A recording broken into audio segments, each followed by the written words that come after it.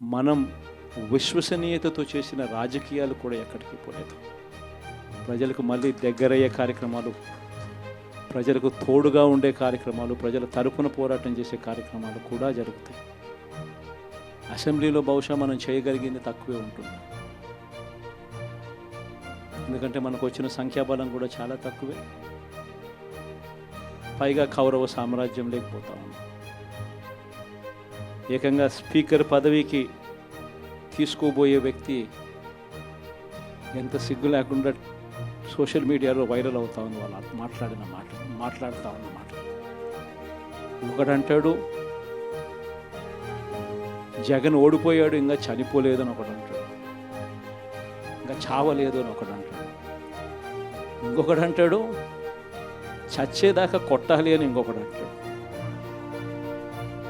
నిజంగా ఇలాంటి కౌరవ సామ్రాజ్యంలోకి మనం పోతా ఉన్నాం. ఆ వ్యక్తి ఇప్పుడు స్పీకర్ కాబోతున్నాడు. ఇలాంటి పరిస్థితుల మధ్య ఆ కౌరవ సామ్రాజ్యంలో అసెంబ్లీలో ఏదో మనం చేయగలుగుతామని చెప్పి నాకైతే నమ్మకం లేదు. కానీ పాపాలు పండే కొద్దీ ప్రజలతో కలిసి ప్రజల మధ్య నిలబడి పోరాటం చేసే కార్యక్రమాలు అయితే రాబోయే రోజుల్లో ముమ్మరంగా స్పీడ్ అందుకుంటాయి. అదే జగన్ పరిపాలనలో కులం చూడలేదు, మతం చూడలేదు, ప్రాంతం చూడలేదు, చివరికి ఏ పార్టీకి ఓటు వేశారని కూడా చూడలేదు. ప్రతి పథకాన్ని డోర్ డెలివరీ చేయించాడు జగన్, మన వైఎస్ఆర్ కాంగ్రెస్ పార్టీ.